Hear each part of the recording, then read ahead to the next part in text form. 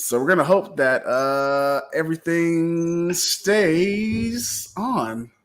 Cool. I mean, if the power goes out, I mean, it'll be a surprise. Everyone will know as soon as you do. So The stream will stop. We'll just stop, and it'll just go blank, and then we'll enter the. Welcome to Beer Better Thoughts live on the Facebookies and the Instagrams and the YouTubes. No, we're not on Instagram. We're live on Facebook and YouTube. Like I said, new live format. Right as I was just starting the stream, I'm looking around. Like literally at the moment I was starting the stream, the power went out and then it blinked off for a second and then it blinked back on. I live in Texas where we don't have reliable power grid when it gets cold or like the weather turns sour for any reason. yeah, it's frigid. It's like below 40 there.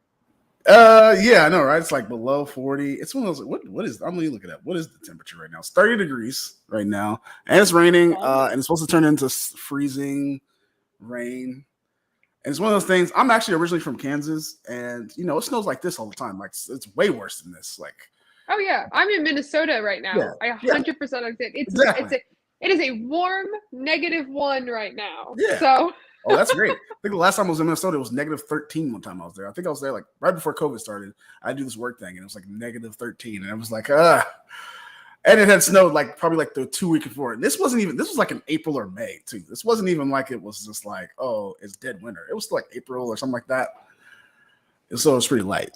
So I'm aware of the limitations of Texas, and it doesn't make any sense whatsoever. But anyway. Fingers crossed that you stay with your power. So we're just gonna hope that the power stays on, and that's just how it is. And then we're gonna just kind of roll with the punches. But since we're going to start the show, why don't you just introduce yourself to the people who may or may not know you? Sure. Hi, I'm Megan. I am currently a knight up here in Minneapolis on the TC Wyverns and Iron Maidens, and I am about to have my 1-year Buhurt anniversary. Yeah, congratulations. We're actually going to talk about that. So when it comes to that, well, before we do that, Beer Better Thoughts, that's where we're at, baby people. I know before I get too far into conversations, I'll start rambling on. Let's introduce our beers, Megan. Thank you. I have been desperate to drink this. It's been in my fridge since Nashville. It's a little worse for wear, so we're going to see if it opens correctly. Yeah, I'm doing the same thing. Mine was in my bag for a little while. We've got the Fat Bottom Brewing's Ida Golden Ale from Nashville.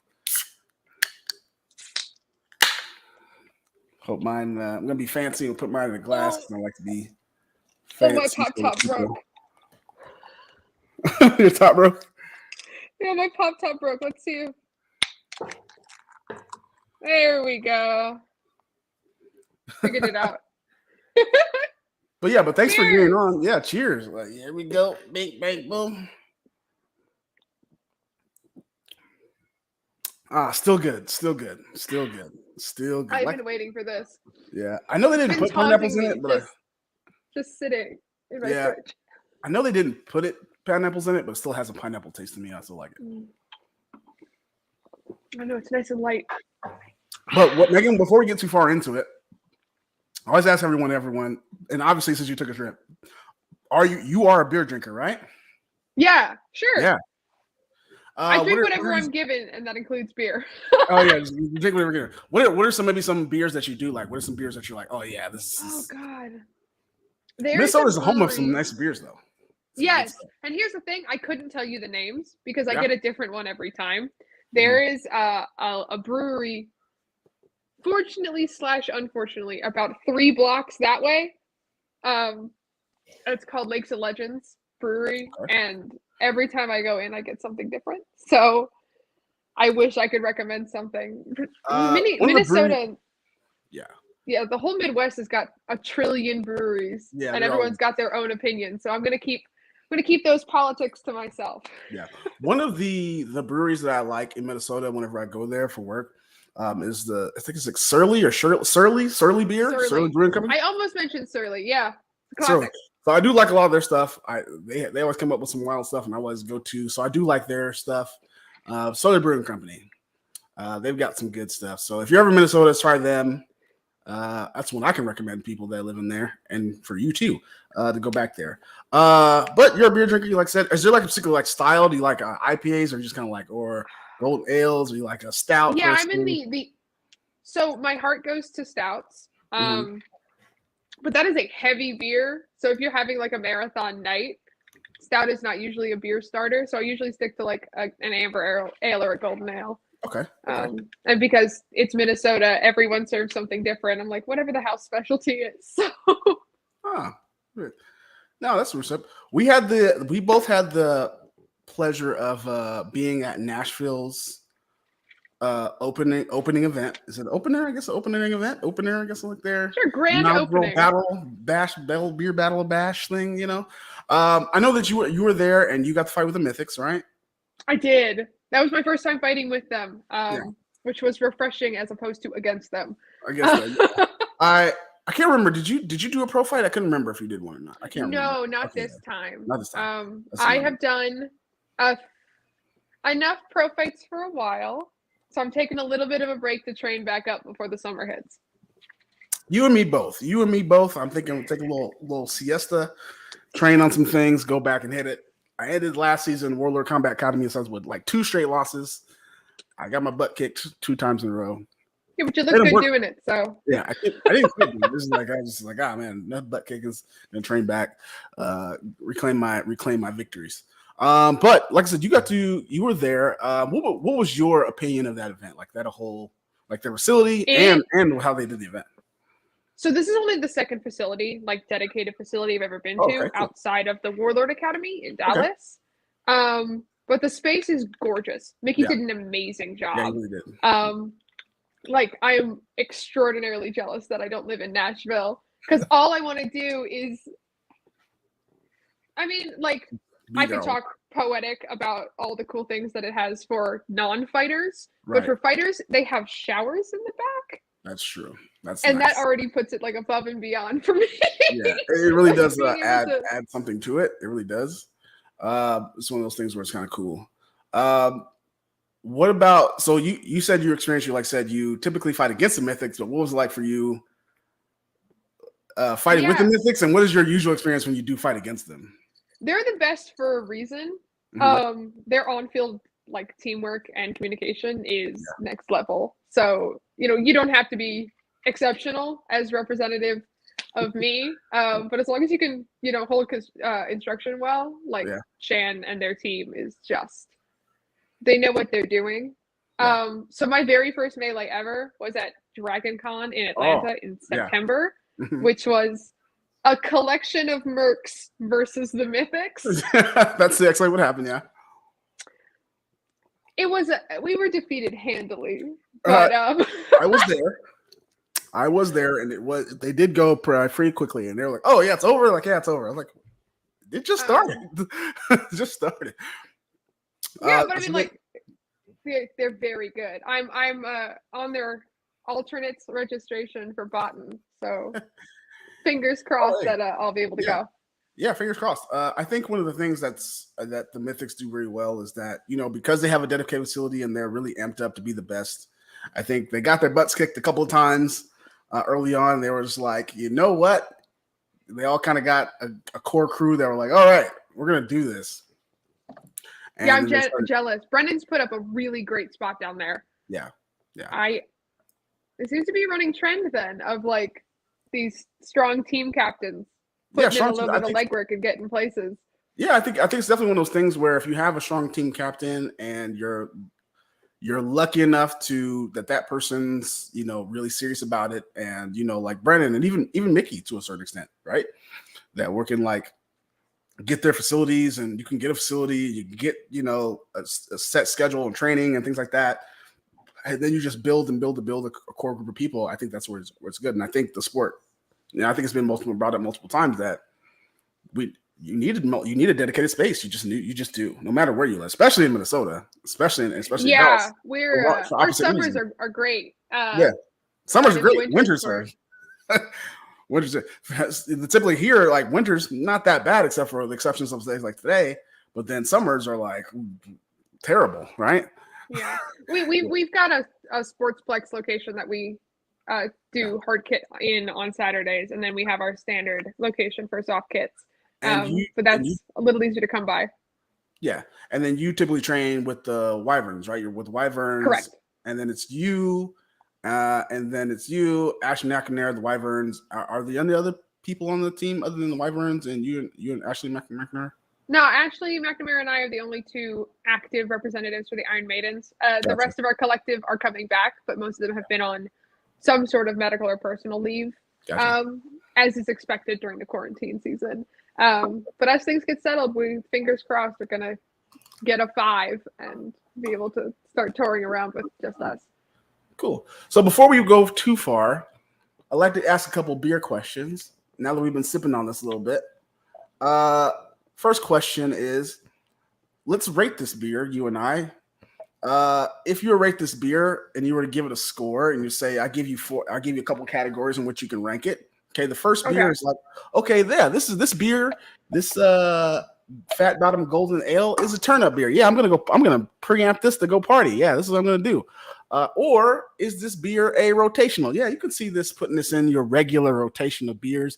Everybody has, like most beer drinkers, everyday common ones will have like 3, maybe 4 beers that they kind of rotate every couple of months. Like, yeah, these are my beers I like. Is that a rotational, or is this hey, if that's all you got type of question? Is like, it's not really something you would really drink, but it's beer, so you're just like, I'm gonna drink it because that's all you got. Nah, I'd put it in rotational. It falls into the same category for me that a Blue Moon does. Okay. Where it's not anything like beyond exceptional, but it's exactly what you want if that's what you want. Yeah. Like, I'm a total fan of, it's a beer. It's a nice little fruit back aftertaste beer. Easy drink, nothing too fancy, nothing too strong. 6.7% ABVs. So I think Fat Bottom did a really good job with this. Golden Ale. I would get you where you're going. Yeah, I would definitely put this like in my rotation. Like, I think definitely like around now, like between like now and like spring, I would definitely throw this in my rotation in between my like heavier stuff. Like my heavy stout right now, or my heavy stout or porter, and in between that and maybe like a light Saison, like a flavorful Saison beer.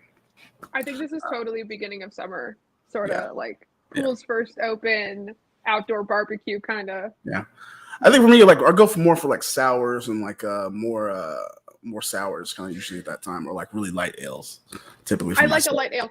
I'm kind of a baby when it comes to sour. Yeah, it gets sour to the back of my throat. And it's kind of like, it's not just too me. Strong. Too strong. More for you. So one of the questions I want to kind of ask you is that what was the thing that said, okay, yeah, I'm gonna do Armored Combat, like I'm gonna do this? I mean, to say the vibe feels like an absolutely like cop out, but there's something to be said there. My very first practice, I showed up at the recommendation of one of the people on our team, and the very first practice, Patrick Loughran, this is a call out, threw me on my shoulder and tore all the muscles of my shoulder. Oh. In a grapple. Like it would have been absolutely fine if I knew what I was doing. Uh-huh. And so that put me out for like a couple of weeks, but I kept coming back to practice. Yeah. Something about the team and like I felt like, I got thrown. It was my fault. Like I should figure out what to do. Yeah. And then after that first month, Ashley McNamara approached me and said, hey, in a month, there's going to be a pro fight showcase. Do you want to fight? And at that point, like I had to stick around. So. Yeah, I saw you fight at DragonCon. It wasn't you're pretty good for. I was like, oh, I thought you'd been fighting for a while. I was like, no, you just kind of decided, okay, I'm gonna do it, and then just kind of just did it. It's like, I was like, okay, nice. Yeah, we followed that up. Grand story. They followed that up like a little while later. And came down to Warlord and fought again another pro fight. So that was pretty interesting. Yeah, huge shout out to Mackenzie there. I want to go back when that was my 4th traveled fight in 8 weeks. Oh wow, that was a lot. Yeah, so I was beat. But she absolutely handed it to me, and I want to go rematch because I feel like with a little more experience and not as much travel miles under my belt, I stand a chance. Yeah, I know the Warlord Combat pro fight season is going to start up soon. I think it's going to be starting in March, if I'm not mistaken. And I think they were doing like I think there's going to be 6 or about the thing the same as last year. I think like 7 matches, seven cards over the course of the year. So you'll have plenty of time to get yourself a rematch with Ashley if you want to fight anyone else. Prior to you doing Armor Combat, had you done any sports or any like sports or anything like that, even or competitive sports or anything like that? The closest I got to being applicable is baseball, which has a little bit of a tie over. I was the pinch hitter, so being able to drive a 2-hander all the way through has served me well with a 2-handed axe as my go-to weapon of choice as of late. That helps. I think that's like one of those things where you'd be surprised at people who can't swing a thing that's 2-handed and they have like this just terrible form. It's like, when you give me an axe, it's like a baseball bat. There's no difference. Like there's a few differences, but not much. Like I got somebody there, I'm gonna just be like, yeah, I'm gonna Griffin just hit you right in the back. I'm getting hit in the back. Yeah. But I mean, consider this proof that you can do the sport without any. A lot of the team members have come in with MMA or boxing or foam fighting, and I'm like, you can come in with the clothes on your back in a dream and do at least pretty okay. Yeah, you can be okay. I think if you can do that, and you can be okay if you put in the work. Absolutely.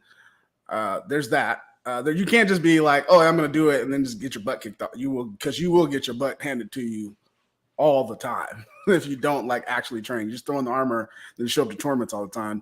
Eventually you'll get better, but if you don't actually try to learn anything, it's not going to go well for you. One of the things I want to ask you though is that you've had like I said, just coming to your first year. What are some of the biggest lessons that you've learned for just reflecting on your first year? Humility is one. Mm-hmm. That especially coming from the bottom, you're going to get, and it's a combat sport, you're going to get your ass kicked a lot. Yeah. All the time. Yeah. And being able to recognize that is a part of growth, and it is not something to be ashamed of, but something to bounce off of is really big. And that, helps apply to a lot of other nonsense in your life. I could wax poetic about, personal growth. Yeah. And then if I had one major lesson to tell new people, it's to buy a mouth guard. Yeah. The first thing the Warlord people tell you, because you have a cup. I do have a cup. Yeah, they said no matter what your gender is, they said, do you have a cup? Because you're gonna get hit in the groin. Ashley McNamara is a huge proponent that, like, when new people show up, they're like, what should we bring? And it's like water and a cup. Yeah. No matter what. And you can buy some handsome pelvic protectors. Yeah, pelvic protectors, and then like I said, pants. Like if you got like, even if it's pajama pants or running pants, whatever it is, pants, because you wear shorts. People show up for the first time in like shorts or whatever, and I'm like, we might have something that can cover your legs because that armor bite is real. You're gonna have those. Oh my god, I have a huge one up in the inside. I tightened my armor right before our last kit practice, and I've got a hell of an armor bite up on the inside of my thigh. I got to put some foam in. But don't tell anybody. I'm a year in and I still don't own Chaucers. I've been using sweatpants this whole time.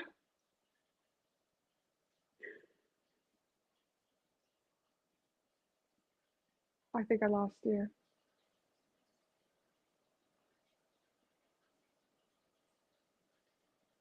Well, if I'm still here, hi everybody.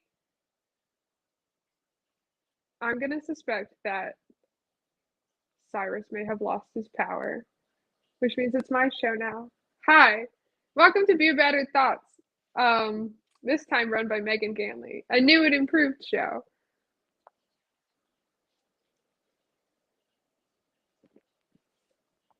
We consider this a coup. Anywho, we're straight chilling out here in Minneapolis, just trying our best. So reaching out and saying hi from my little corner of the internet. You all should do sword fighting. I figure most of the people watching this are probably swords people. So hi to all of you. Oh, Cyrus message. He dropped, so he'll be right back. I want one of those test patterns like they have in the 80s. You'll return back to your regularly scheduled programming.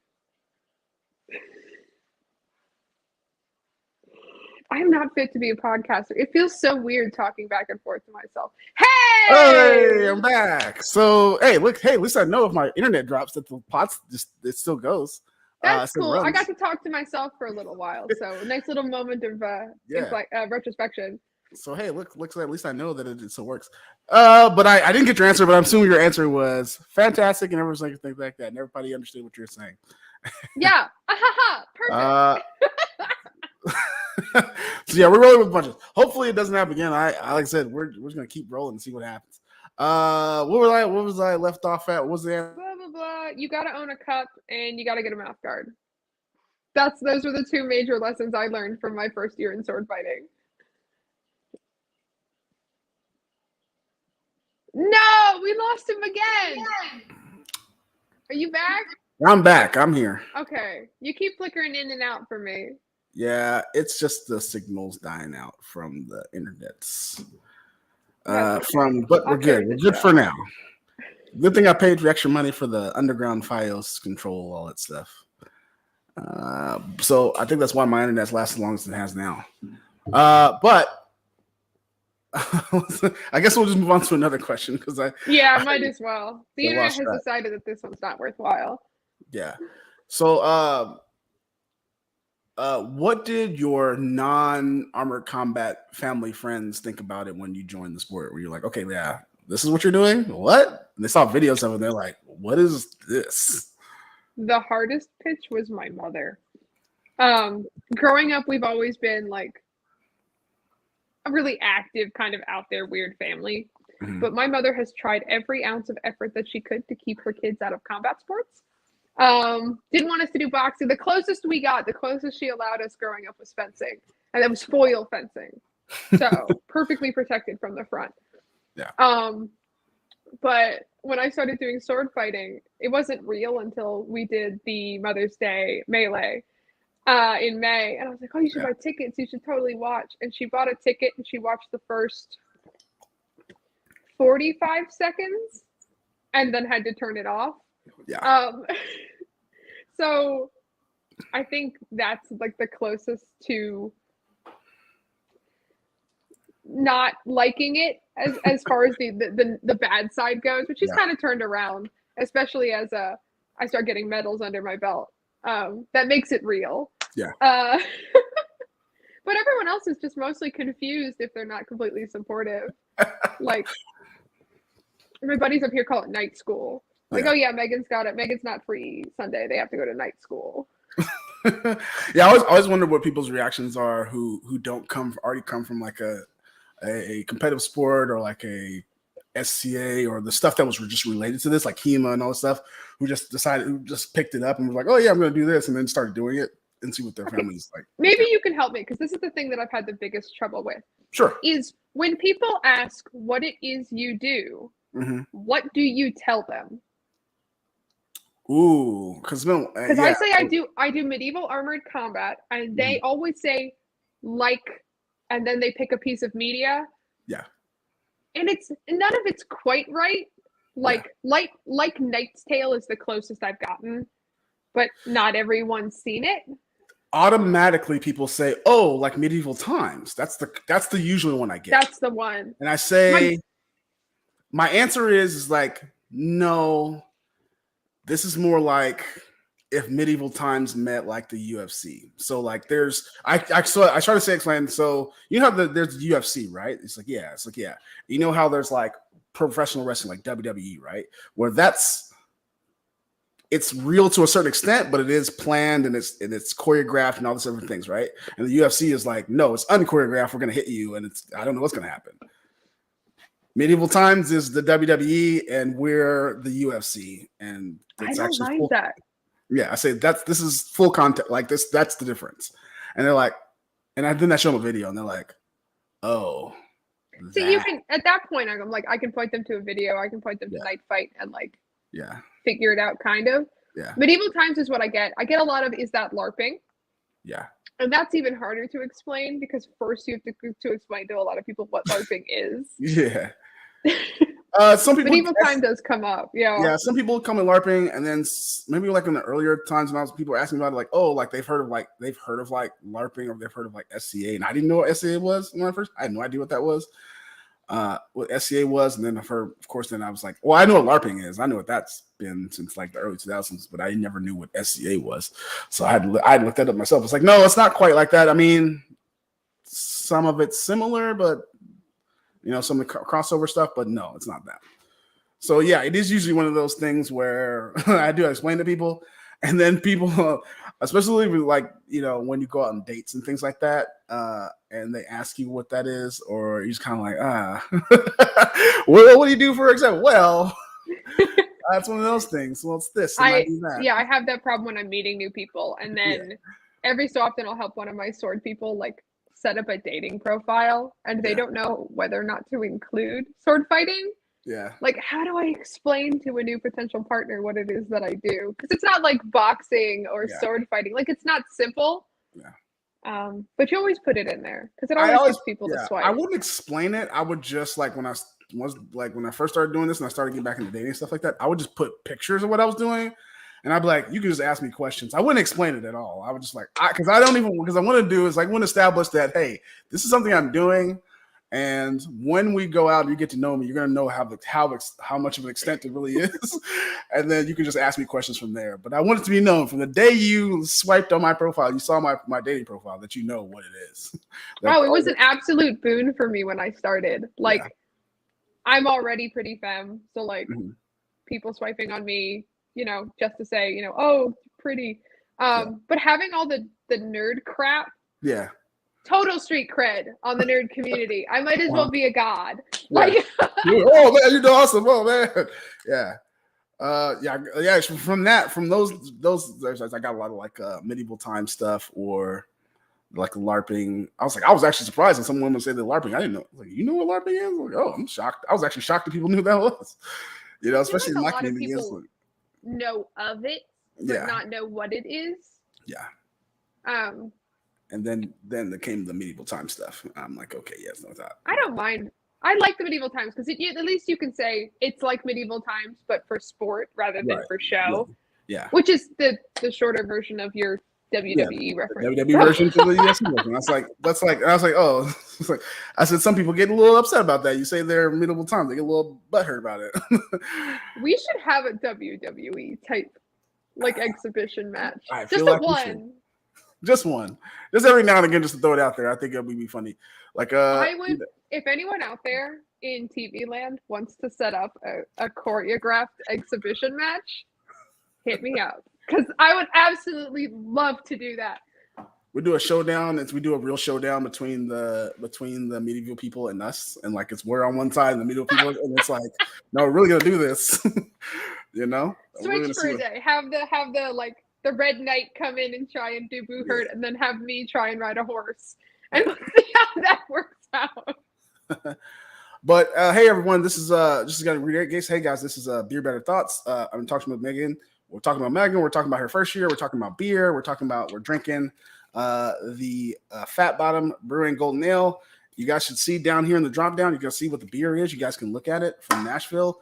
This episode, as you guys can see, this shield right here next to me. This episode is presented to you by SW Battle Boards. You can find them on Instagram. You can find them online. SW Battle Boards. I'll put the link down below here somewhere. And you can order shields and stuff like that. They make shields. They actually made me this shield. Is actually pretty good. I'm going to be using this at Carnage. To let you guys know that I'm going to be using this at Carnage, and I'm going to fight with it, and I'm going to try to win. It's a lot of people fighting at Carnage. I'm going to try to win Sword and Shield, but there's a lot of people. So it's like 20 people signed up. I'm kind of tired already thinking about it, but we'll see what happens. SW Battle Boards. Huh? Do they make punch shields? Yes, they do make punch shields. Yes, he does make punch shields. He makes all kinds of shields. Yeah. I'll send you. I didn't know that this was sponsored. You should send me the information. Like, this is not sponsored for me. Send me the I am sponsored because I need a punch shield. You can be sponsored. Yeah, but yeah, I'll send you the link. I'll send you the information. SW Bottle Shields. They're made right here in the States. Okay, and I'll put the link in below for you guys. All right, but back to beer stuff. Let's ask a beer question. I always like to ask. Sometimes I like to be nosy, and I like to ask people this. It's usually none of my business, but I like to get the real answer sometimes. Since we're, you're an adult, you're out of home. When was the first time you actually drank a beer? When was the first time you actually drank a beer? So my parents were very smart about this. Probably 17 or 18. Okay. And absolutely like a family game night or something, because they wanted me to drink good stuff at home so that I wouldn't drink bad stuff at college. And it worked. Yeah. Like it does like, work. Yeah, you should drink the nice expensive beer at home. And then I get to college, I'm like, what is this piss water stuff that they're kegging out at these parties? I drank liquor instead, is where that ended up. But they got me for a minute there. Yeah. I told the story before, but my grandfather did it in a very controlled environment. We're going fishing, and he was like, "Hey, you're 14 now. You're gonna go to high school." It's like, so gave me the sex talk and all those other things like that. He's like, you know what? Crapped open a Budweiser, and he said, "We're fishing. Drink this." It's like, I want you to drink it in front of me so you know what beer is and he's explained the responsibilities of alcohol and what it does and all this different things. And I was like, okay. It tastes like crap to me at the time. I was like, what is this? This is gross. How are you drinking this water? And I was like, but like you said, just like you, it worked. It was like, I was kind of, when people offer me alcohol and beer, I was like, I know what that tastes like. I'm good. But then every now and again I would go visit them, and we would drink the beer, and every while it started growing on me. It's like, oh yeah, no, it's cool. It grows again, and I never really got used to the taste of bad beer. Yeah. But I did learn where people kept the good liquor in their house. I mean, don't tell anybody that. But if you're in college, under the sink is a good place to start. Yeah. I was fortunate enough that there was a brewery across the street. There was actually not a brewery, but there's a tap house, this huge tap house that ended up opening across the street from the student apartments when I was in college. And literally they would have $3 beer nights, and they would have $3 craft beer nights. And we were like, I got $3. We got $10. We got $10, $12. And 100%. You can get one wasted. Of the bars in my college town, Virginia. Yeah. I went to school at Virginia Tech in deep South Virginia. Okay. And there was a bar there that they did pub trivia, so I went every week. And they had a Bud representative come, and they'd buy you a pitcher of Bud and a pitcher of anything else on the menu. Yeah.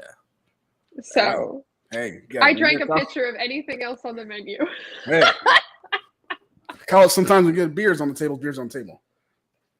Speaking of this, I didn't really realize this until just now. That Nashville's actually doing a pro fight. They're doing pro fights right now.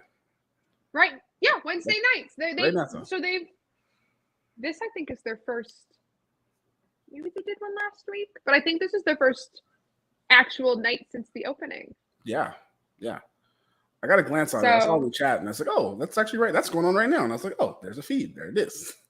I'll have to go back and watch watch the summary when they're done, because I think they're doing part of their business plan is that they're selling tickets at the door and letting people come watch. I'm so excited for them. Yeah.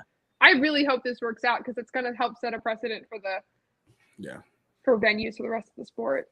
Yeah, I think Knights Hall really came up with was really the first to do it. They were doing all these interactive different types of fight. They really weren't doing night fights. They were doing night fights, but then they were doing all these different types of styles.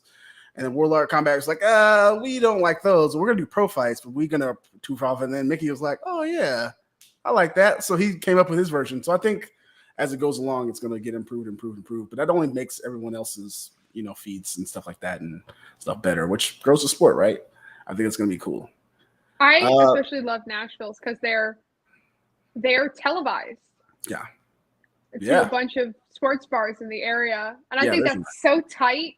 Yeah. I wish, kind of my long-term dream up here. I think Spence Bashing, the TC Wyverns captain, kind of has this as his goal, is to set up space up here, and maybe we can. It's beer country, right? Yeah. It wouldn't be too hard to find our way into bars. Very true. Speaking of long-term goals, what is your long-term goal for in the sport? What's your long-term goal? I want to be an unabashed pick for Botan next year. Yeah. I'm happy where I am after a year. I've got a couple titles under my belt. I've gotten medaled.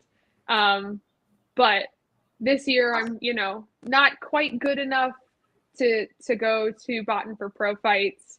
I only have my one heavy melee kit. Yeah. I'm doing good, but I'm still, of course, still in my first year. But by the time I get around to, February of next year, I fully intend to put enough training under my belt to be able to go for pro fights, especially since it's a new section of the sport. Yeah. I can see that happen. I think if you kind of train, I think you can really make it happen. So I hope that happens for you.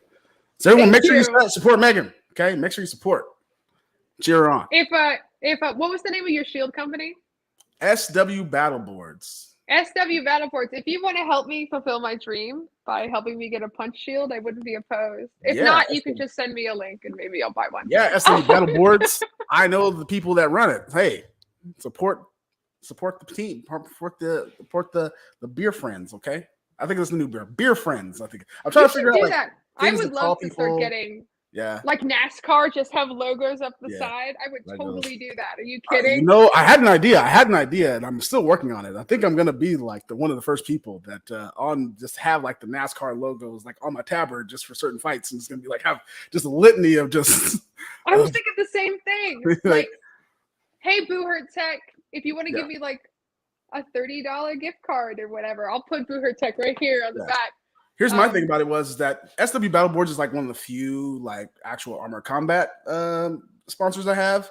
Some of my other sponsors aren't Armor Combat related at all. So they're just like, hey, here's some money. Here, shout us out on do this. Here's a sticker. Put this on your thing.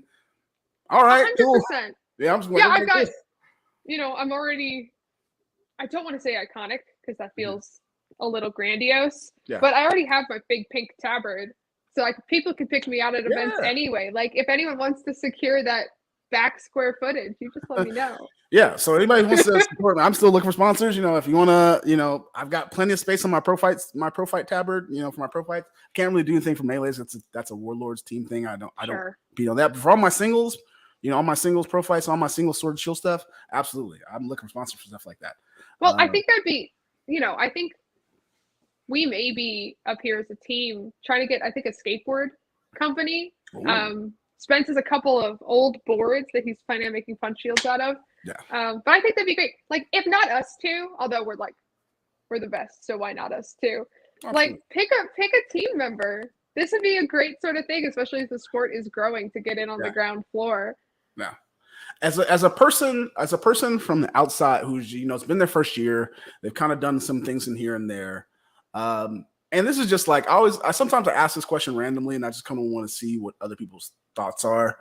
What do you think it would take for the sport to like break through to like even just a low level mainstream? I'm talking about like ESPN 12, the Ocho. Well, I mean, that was my first instinct, is just to have a mainstream televised spot, or at least a mainstream streamed spot. I mean, again, ESPN4, they've got like mini golf and crap, right? Just to have up there. If Carnage has some great footage, Botan as well, though that's going to be a little harder because it's international. But just to have a crew come down and do a steady shot camera, I think would help elevate the sport, especially because then I could have somewhere to turn people to. It's kind of hard to get people to tune into a Facebook live stream. Here's another challenging question. One of the things that I guess even the Mythics struggle with, and they're one of the larger fem teams, right? Mm-hmm. And there's a couple like Nashville has a growing team. Even there's one or two teams out of like the Knights Hall that are kind of fluctuating and things like that. Fem-based teams and some of the other Pixies and some of the other things and the Matigos. What do you think the biggest challenges is recruiting like fem fighters?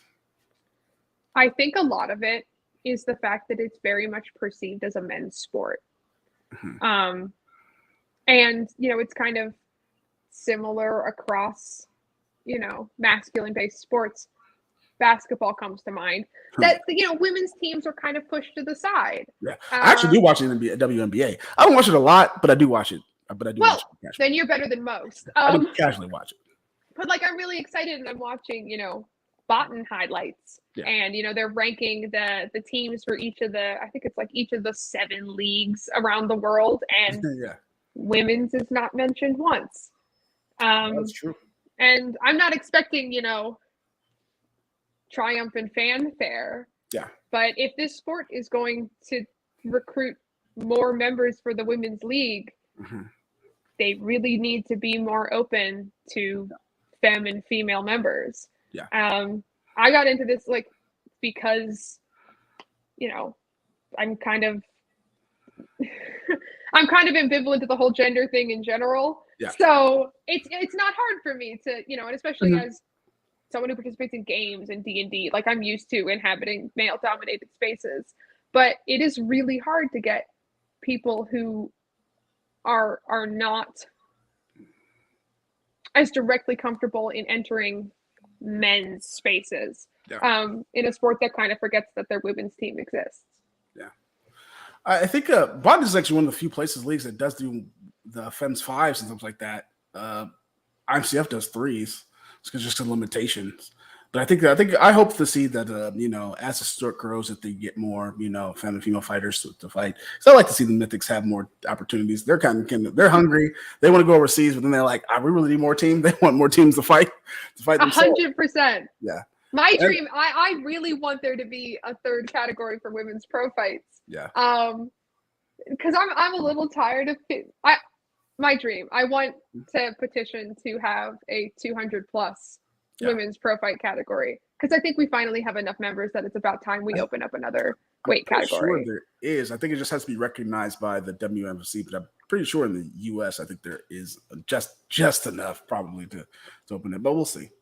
We'll see. And I'm absolutely here for, but Carnage this year, I think has 4 per weight class, and they're the tried and true names that we've been seeing for at least 2 years. So this is my call.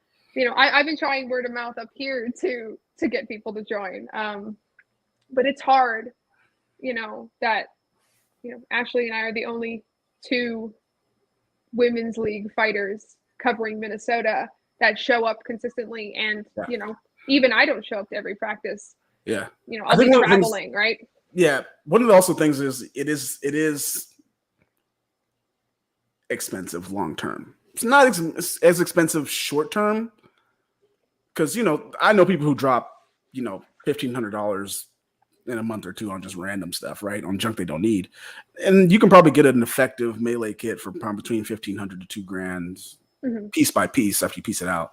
But then it's really not just that. It's really just the training and then traveling to go to all these things. That's really the really long-term expensive cost that people kind of Traveling has been the exquisite financial burden. Yeah, that's the especially being out here in the Midwest. Right. Our nearest team is, I think, Omaha, which we'll be at this weekend, which is 6 hours drive. Yeah.